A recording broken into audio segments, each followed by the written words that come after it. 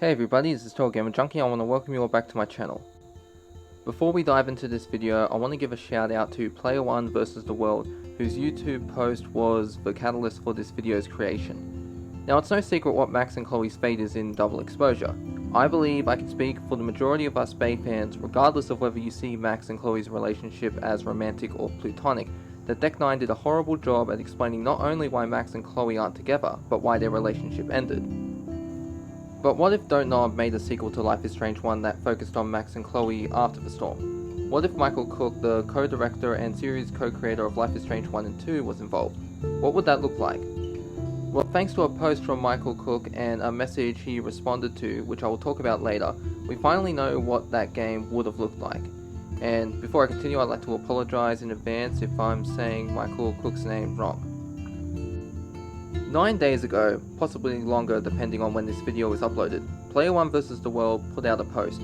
This post was about what Michel Koch's thoughts were on whether Max and Chloe would stay together in the Bay timeline, and why the two weren't smiling much in the Life is Strange 2 photo, which is titled Away. Michel said, 10 years is a long time, and I think of all the trauma from the Bay ending, both for Chloe and Max, they would definitely have had their bumps along the road. That's why they are not smiling much in our version of the Away photo in Life is Strange 2. But they were sticking together. They are all they have. 5 more years after Away, I don't know. We would have to sit down and write it. I think heartaches are great storytelling, so there could be a great story about them trying to make it work while being hard. Blue Valentine or the Broken Circle breakdown style. This one quote from Michel is quite telling and gives us 3 important bits of information. 1. We learned that everything is not sunshine and rainbows with Max and Chloe, as he puts it. They definitely would have had bumps along the road. 2. Up until episode 5 of Life is Strange 2, Max and Chloe are still together, but he doesn't know if they'd still be together afterwards, as he and his team would have to sit down and write it. 3. Blue Valentine or the Broken Circle breakdown may have been used as inspiration for the sequel, and the story could have focused on Max and Chloe in a strained relationship doing their best to make it work. Now, as much as I hate hearing about the possibility of Max and Chloe going their separate ways, I believe Koch and his team could pull it off and make it believable. Trauma can cause relationships to fall apart, let's not kid ourselves. And depending on the severity of the relationship, it can't be put back together. Some people can triumph over this, and others can't. Deck 9's attempt at this in Double Exposure was awful. They did a poor job at it. Now, granted, there has been talks about how Square Enix wanted to get rid of Chloe and had Deck 9 write her out of the story, so Deck 9 isn't entirely to blame for the mistreatment of Chloe. However, their writers do take part of the blame. Reading Max's journal and a letter she receives from Chloe, it's clear the writers have no idea how to write for her. She's a pale imitation of her former self, and I just want to say how ironic this is, because the farewell episode in Before the Storm is one of my favorite episodes in the Life is Strange series. It was like, I have to say, it's in the top 3. It's great to see how Max and Chloe's relationship is when it's in its prime, before William dies, and then if you immediately, what I like to do is when I play Life is Strange, I like to play the farewell episode first, and then Life is Strange 1, so you can see that jump and how their relationship has changed. Now, I'm not going to go on a long rant about how Deck 9 screwed us over, spent months lying about our choices from Life is Strange 1, saying how they matter. That's not what this video is about. It's about the possibility of what could have been. Now, before I jump into the movies that could have been used for the sequel's inspirations, let's start from the beginning. Specifically, what happens to Max and Chloe after the storm? Twitter user Max was here reposted a tweet from Nom the Burritos. Nom messaged Michel asking whether or not there should have been a kiss in the Bay ending, and this is what Koch said. Thanks a lot for this. The ending where Chloe lives did not feel ambiguous to me. You sacrifice everyone for Chloe. They leave together, saying they always will be together. I don't know, maybe that was a mistake, but to me it was clear enough, and beautiful. The kind of choice and sacrifice you do it for love. I didn't feel it was necessary to show more, as the message and feeling felt powerful enough, and their smiling in the car felt enough for me to induce what will happen next. Sorry if this wasn't showed enough though. I also thought that with all the destruction and death, it would not have been the right moment for a kiss. This will happen after the ending, the next days in our imagination. But still, To me, this is where it is leading for sure, and this is also the point their relationship is so strong and the player connected to Chloe if he did this choice. So I don't think anything more had to be shown, because the player knew how both characters felt. Now what I find interesting about this response is that Koch seems to imply that Max and Chloe will end up together regardless of whether Max kissed Chloe in episode 3. Sacrificing Arcadia Bay, according to him, is the kind of choice made out of love, and Max and Chloe will kiss in the next few days. I won't lie, the thought of a Bay sequel where Max and Chloe are in a romantic relationship feels a bit weird, especially if Max doesn't kiss Chloe in episode 3. I typically don't like the idea of playing games where players are forced into a relationship. Beyond Two Souls is my go-to example with the character Ryan Clayton. I mean, god, this asshole. He's without a doubt one of the most, to me, he's one of the most hated characters in gaming history. I kid you not. I literally, for those of you who don't know, in the end of that game there's a choice where you can literally cross over to the other side to die. And I did that just to get away from that asshole. But that's a story for another day. Let's get back on track. If you read Max's journal entries, we can see that Koch, at least how I'm interpreting it, intended for them to be together in a relationship, if Chloe survived. Here are Max's journal entries from episodes 3, 4, and 5, and what she's written depending on whether or not she kissed Chloe. If she kissed Chloe, these are what the entries say. So I did. She probably thought I'd wuss out.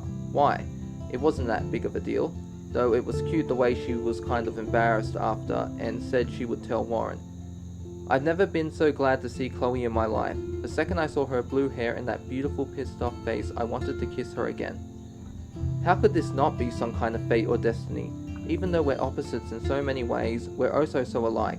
We'll also be pirates in spirit and will always want to take on the world. It sounds so stupid to say she's my hero, but if not for her, who else? Sometimes Chloe and I feel like yin and yang. Who knows? Maybe we're here to give each other strength, or more. Chloe is more than my best friend, but who knows how she really sees me. She did dare me to kiss her, but she seemed surprised that I actually did. I am too, but I don't regret it for a second. Maybe that's why I hated watching Chloe being so cruel in The Nightmare, calling me names and flirting with all those people. I was surprised that it was like a physical pain in my heart. Is that the power of friendship or love? I believe you're about to find out, Max Caulfield. And if you didn't kiss Chloe, these are what the journal entries say. I would have, but I didn't like being dared like it was some big deal. Maybe I am scared of what? I think I'm too young for marriage, and Chloe and I might kill each other. I've never been so glad to see Chloe in my life. The second I saw her blue hair and that beautiful pissed off face, I kind of regretted not kissing her when she double dared me. Maybe if she had double dared dogged me. How can this not be some kind of fate or destiny? Even though we're opposites in so many ways, we're also so alike. We'll always be pirates in spirit and will always want to take on the world. I like to think Chloe and I are here to always support each other, right? Best friends forever, right? Chloe will always be my best friend, but who knows how she really sees me. I know she wasn't mad I didn't kiss her. I feel like we're more family than couple. Just a couple of dorky kids who grew up in an effed up amazing world. Maybe that's why I hated watching Chloe being so cruel in The Nightmare, calling me names and trying to hurt me. I was surprised that it was like a physical pain in my heart. Is that the power of love or friendship?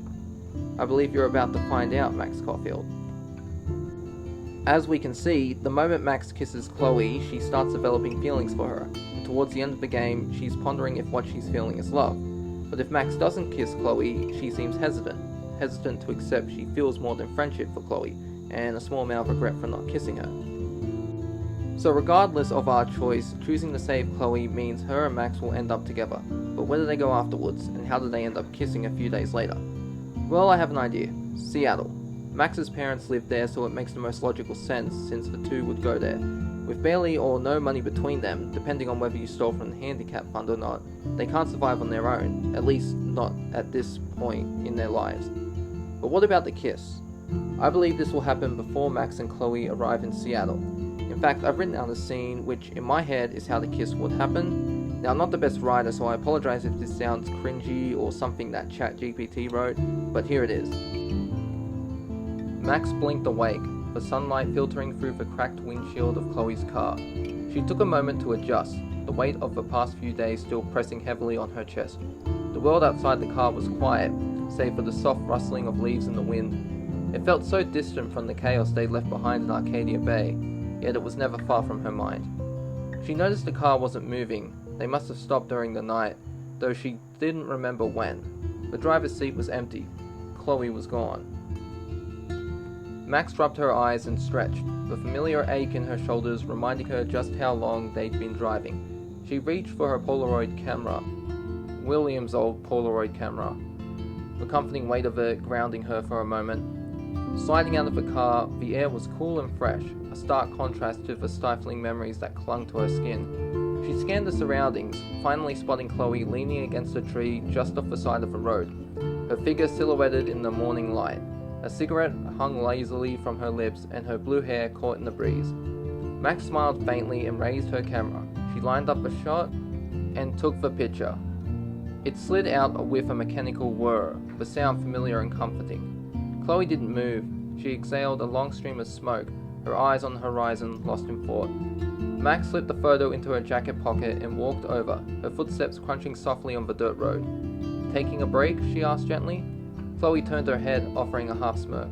"Yeah, just needed some air, figured we both did."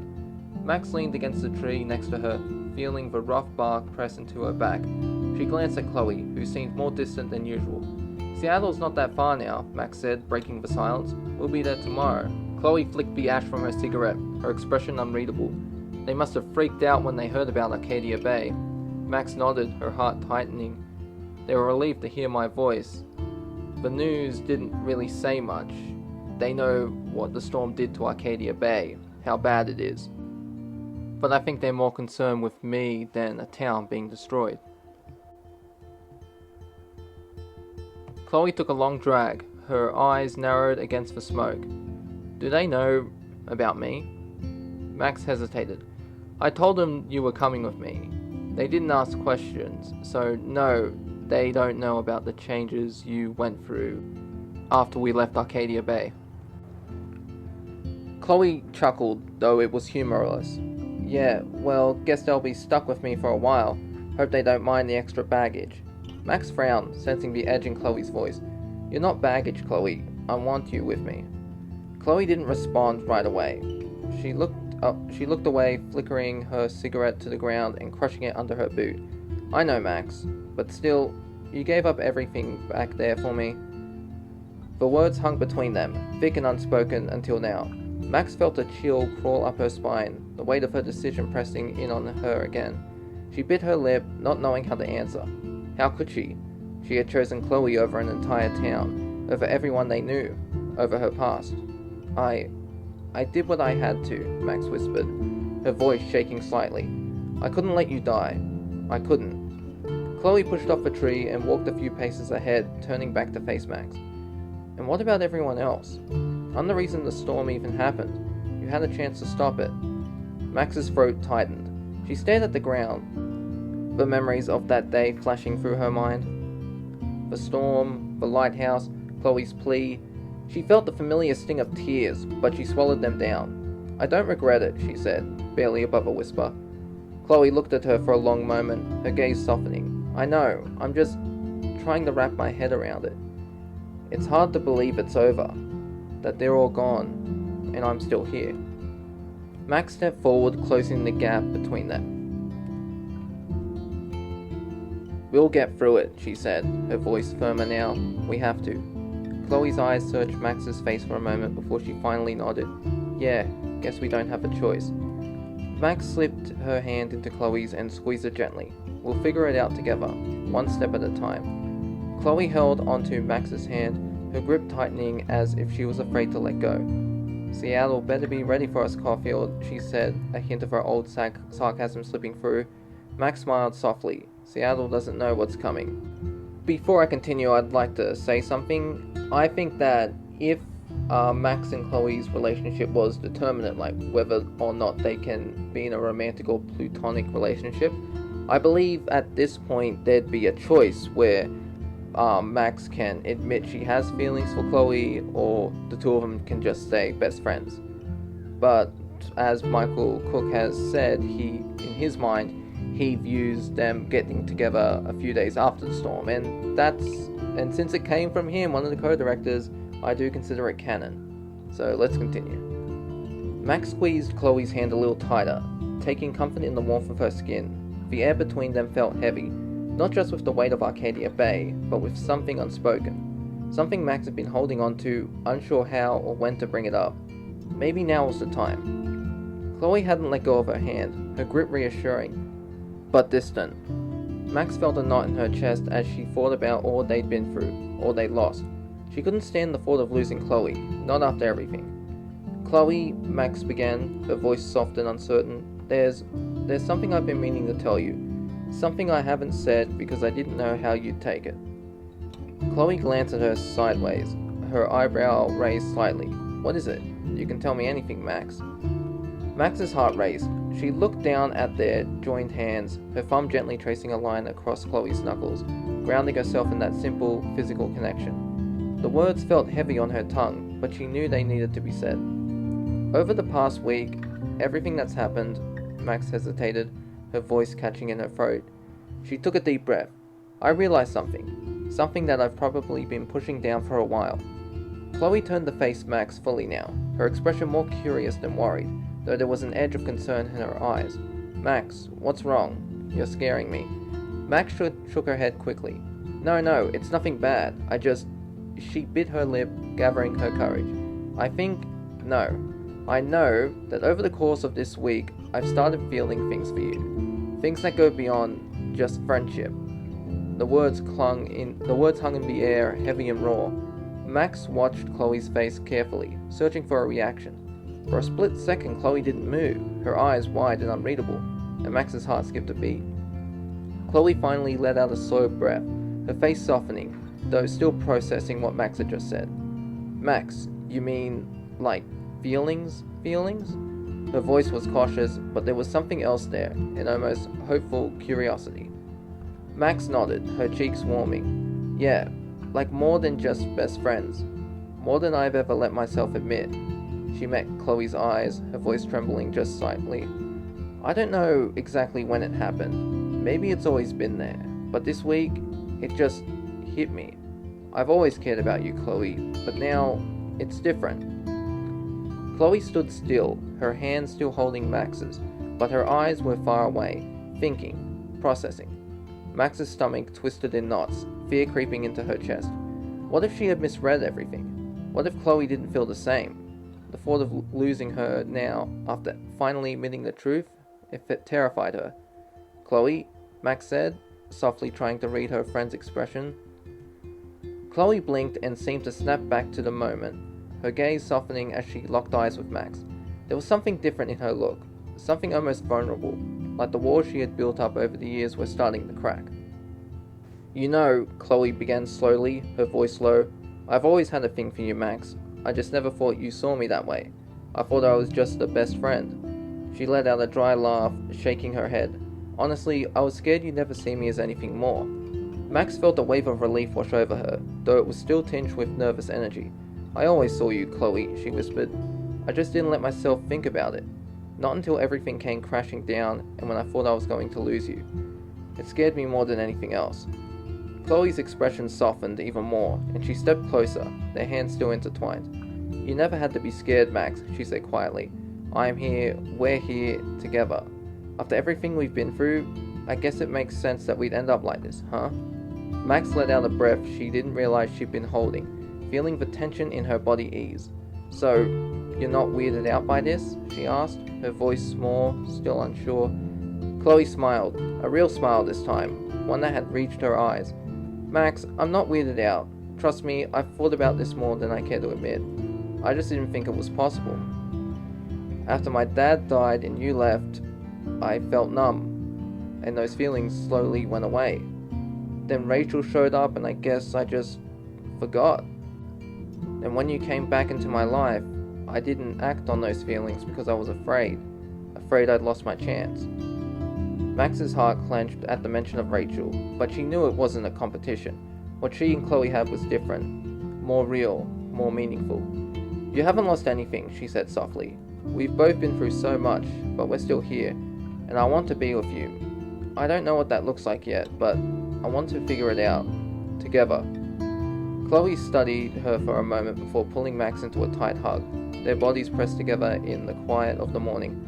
Max closed her eyes, breathing in the familiar scent of Chloe's leather jacket, feeling the warmth of her body against hers.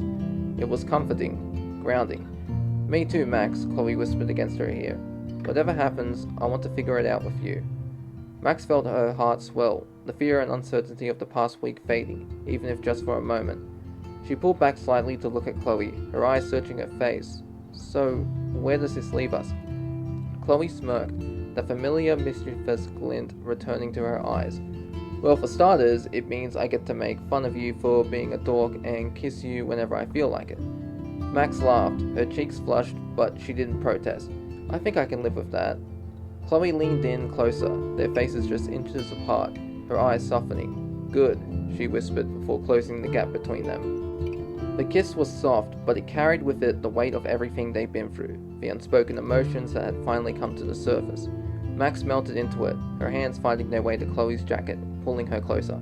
For the first time in days, Max felt like she could breathe.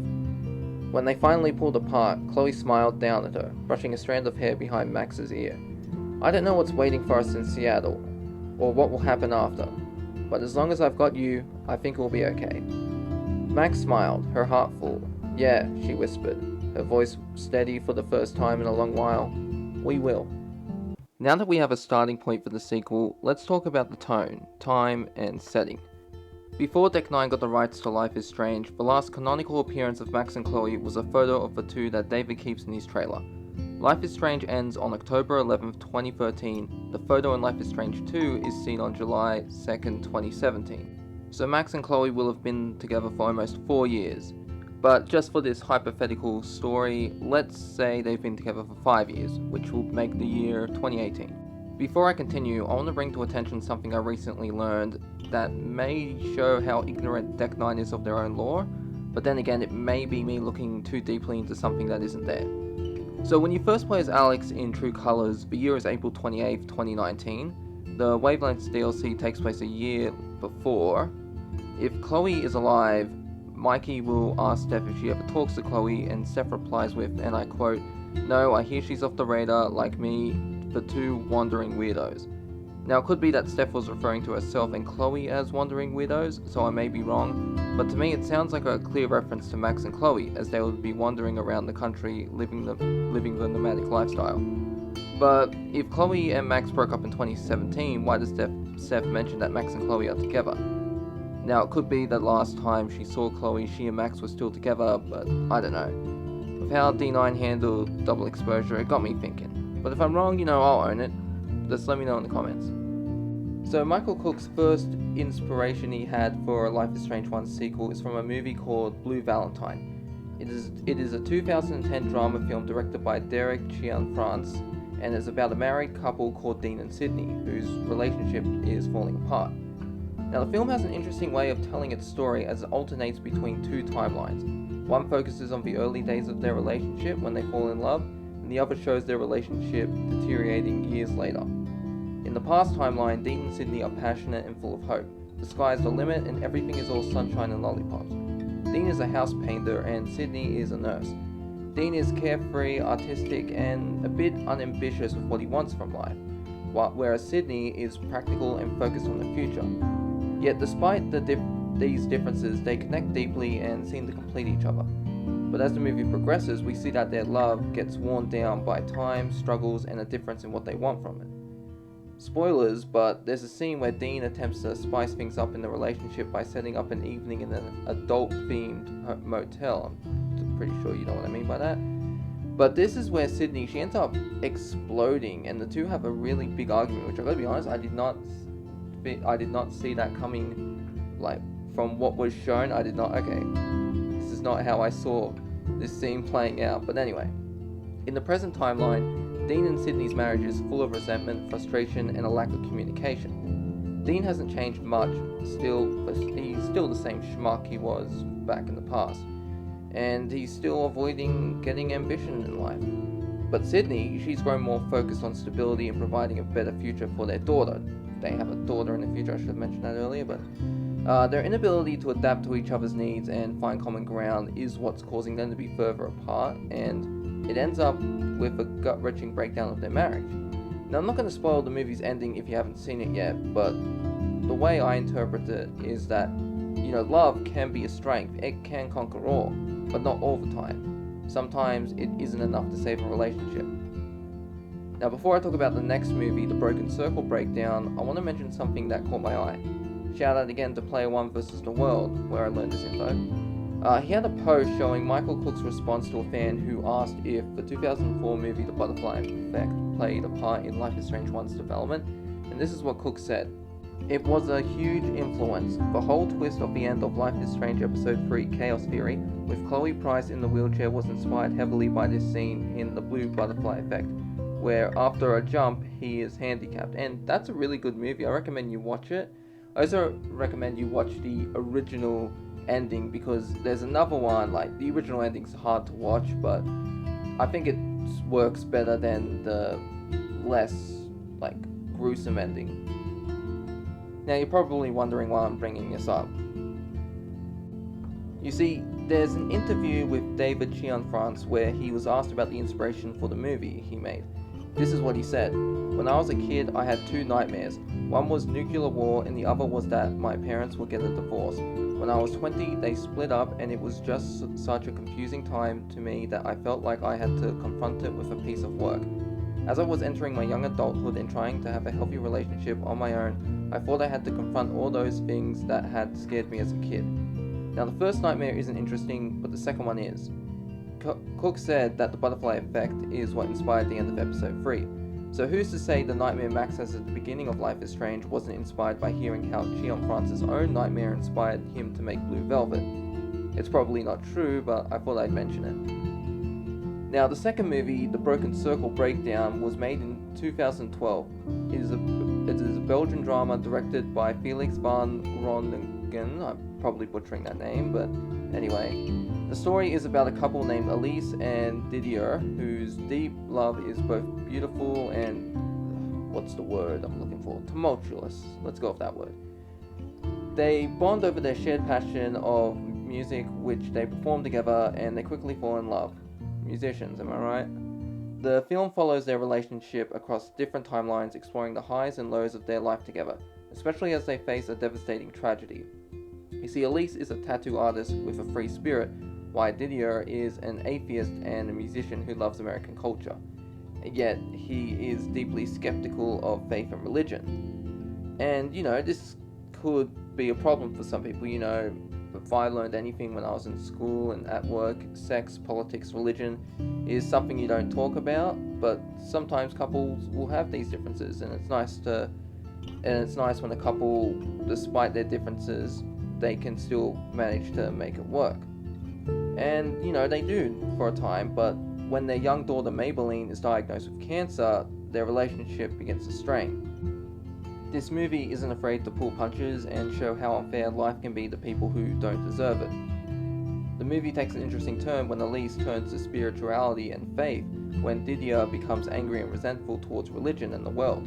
He's an atheist after all. This movie explores themes of love, faith, grief, and the clash of differing beliefs in the face of tragedy.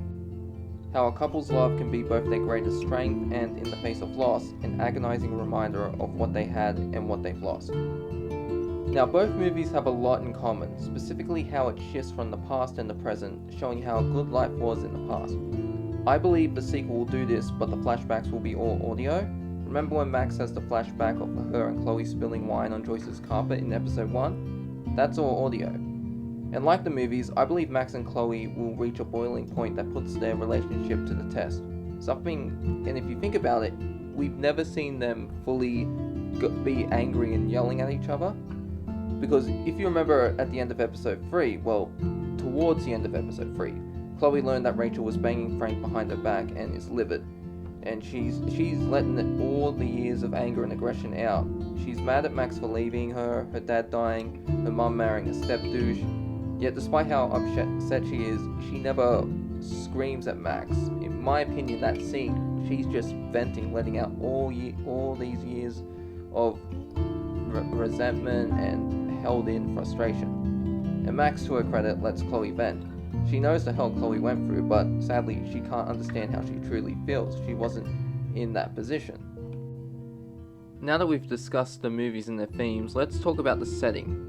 Now, would this game be like Life is Strange 2, where instead of Sean and Daniel, it's Max and Chloe going across country? My answer is no, at least not the way Sean and Daniel were doing it.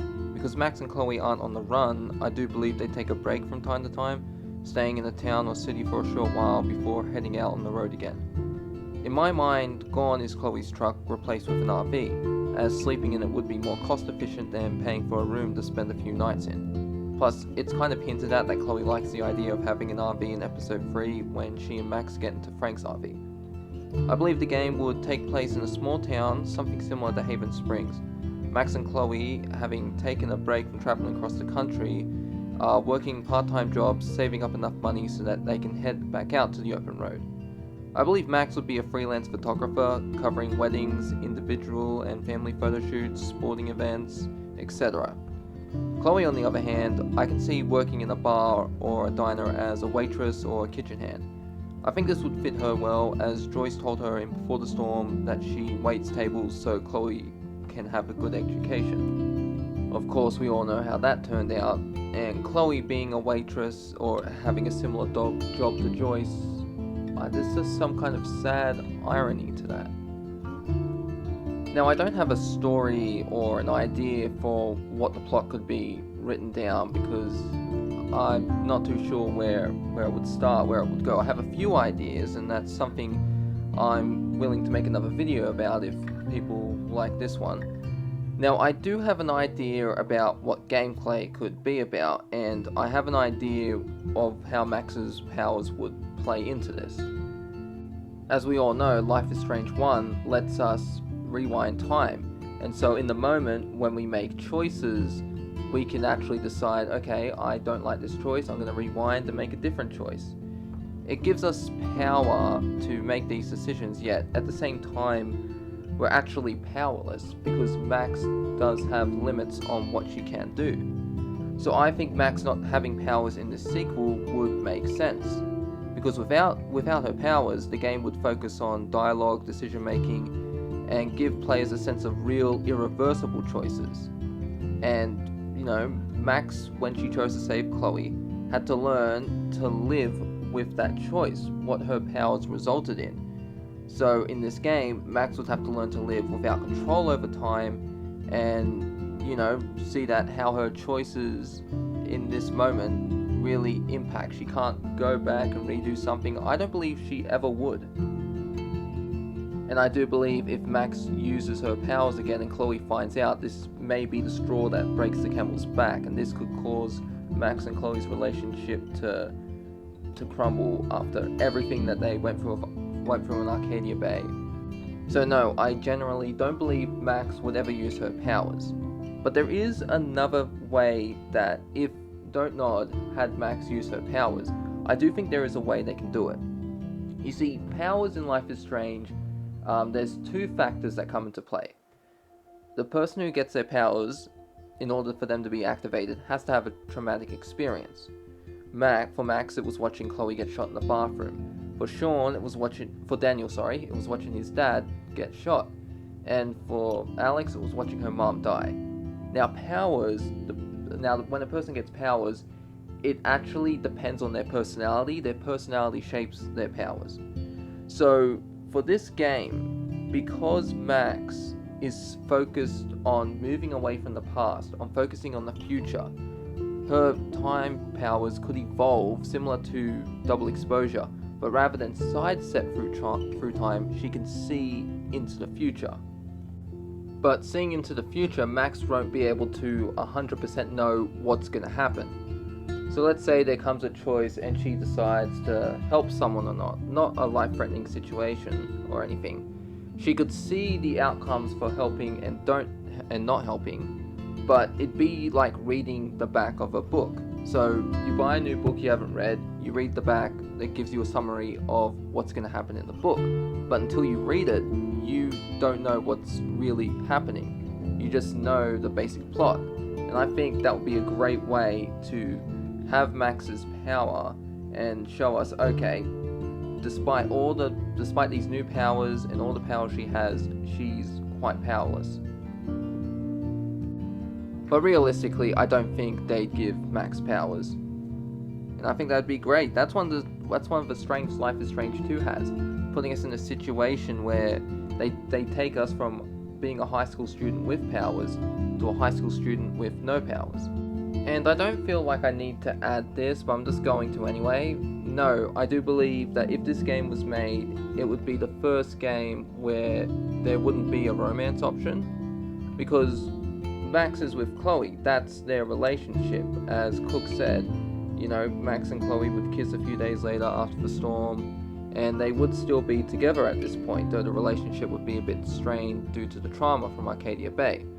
So no, I don't think they'd implement romance options, because that would be just ridiculous. Max, unlike Double Exposure, the real Max we all know isn't a horn dog, so she definitely would not be going after girls. And yes, sadly, well, it's not sadly, I honestly don't care, but for people who like Warren, sorry, but Max is canonically gay. However, Cook did once say, and I quote, "I'll say the same thing I said back when working on Life is Strange 2. Life is Strange 1 still exists, and Max Caulfield and Chloe Price exist for you. If the Life is Strange Double Exposure story does not work, this is a choice-based game, and your version of the story is the right one." So in my version of the story, I do consider Max to be bisexual and Chloe gay. That's my headcanon, and Cook says it's okay.